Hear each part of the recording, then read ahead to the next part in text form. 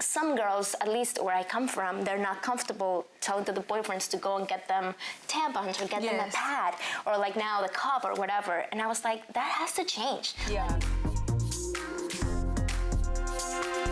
We are joined today by a woman of many talents, a podcaster, actress, entrepreneur, activist. In a nutshell, a superwoman and a Latina superwoman. Welcome, Gina Castellano. Oh my gosh, that felt so like, it's so funny when people say that like out loud. I'm like, oh, okay. That's you. All right. Yeah. Yes, that is me. Yeah, it's a thing. Like you really need to acknowledge all the things you are. And sometimes it's really hard to say, this is what I do, this is me. But when somebody else say it, it's like, oh, that's it. Yes, you sit up a little taller. Exactly. I love it. Own Now, you have a background in acting and you're podcasting now. But what I think is so amazing about you is you just spread such positivity whenever you speak to young women especially. So, you're always honest with them as well. So were you always like that in your life, or did this like change of being true to yourself come later on? It's a very good question. I'm Mexican. I'm born and raised Mexico City. My parents, middle class, but very Catholic. Same. So there you go. I mean, nothing against with Catholicism. I love Jesus, but the whole guilt, it's always there. Yeah, it's real. Since you're like young.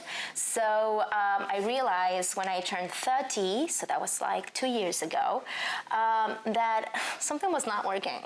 So I was like, I better get rid of this before I got married. And I was bringing all that to my new marriage, and I was like, no, I can't. So I realized I had to like really go deep and start searching for things that were not working anymore. And I realized I had a voice, and I was like, okay, well, I'm just going to be open with other girls. And I just made that so people could, especially girls, like young girls, Latinas, could be like, I wish somebody would have told me this when I was 13 or when I was 14, you know, going from topics as primal as like menstruation, like that alone, like if that happens to you every month, and it's incredibly painful that some girls, at least where I come from, they're not comfortable telling to the boyfriends to go and get them tampons or get them a pad or like now the cup or whatever. And I was like, that has to change. Like people can go out and buy toilet paper, and that's okay, right? Yeah, we all go to the bathroom. So why cannot we normalize going to buy tampons? Yeah, half of the population experiences Why does it have to feel like embarrassing, you know, like to go to the store? Remember, I don't know if you remember in Mexico, you go to the store and they give it to you like in una bolsa de cartón. So they already hide it. So they already know what you have in there because it's like the black bag. Of course, and now people, they know. You know what I mean? Like, if a 13-year-old goes out of the pharmacy with like, I love your whole state of mind too. The retoma el poder de tu vagina. Women, this is the most powerful organ we have. Coming from the fitness world, our mind is powerful, our heart is powerful, but our uterus and our vagina and all those things that you freely talk about, especially for us that we didn't talk about it at home. We never talked about period and sex and condoms. Do you guys remember the sex talk with your parents? Because mine was just like, it was non-existent. It was like, one day you'll find someone that you love and then you marry that.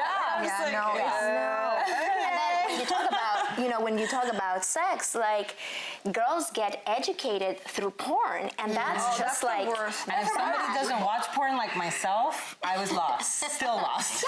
But I mean, it's like it's incredibly unacceptable, you know, like it's very demeaning for women. And when you grow up not knowing anything and just asking your other, you know, like friends that are completely lost, just like you.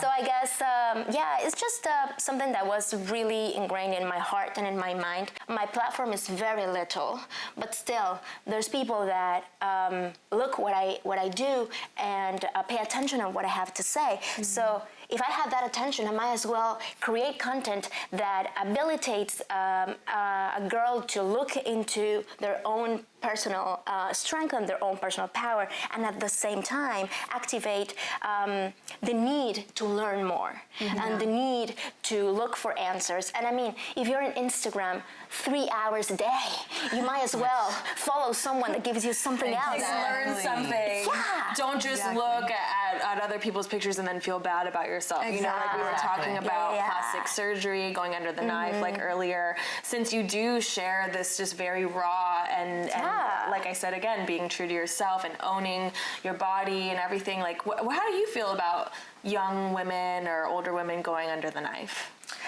I don't know. I feel like I'm not against it. I think you do what you have to do to feel beautiful. And if that means get you a pair of boobs and a good butt, by all means, girls. Amen. Yeah, like go do it. Both sides of the fence. Yeah, exactly. Yeah. But on the other, I mean, what I really, really will push is that doesn't validate you. Yeah. That is not you. Yeah. I mean, So that true. doesn't make you a better woman or a better mother or a friend. It can't take you away from self-acceptance Exactly. still, No. because there's going to be some things you can't change under the knife. There's going to be certain things that you have to accept, like when you become a had to mother. learn the hard way, Some girl. people Yeah. don't get their body back after becoming a mother. You can only tweak some things, but at the end of the day, it comes down to retraining your mind, accepting who you are today. And that's why I love your podcast, like Yo Mujer. Yeah. Yo Mujer. True, like, and you don't have to be, back to normal. Like, we change every day. Like, Yeah. our minds change all the time.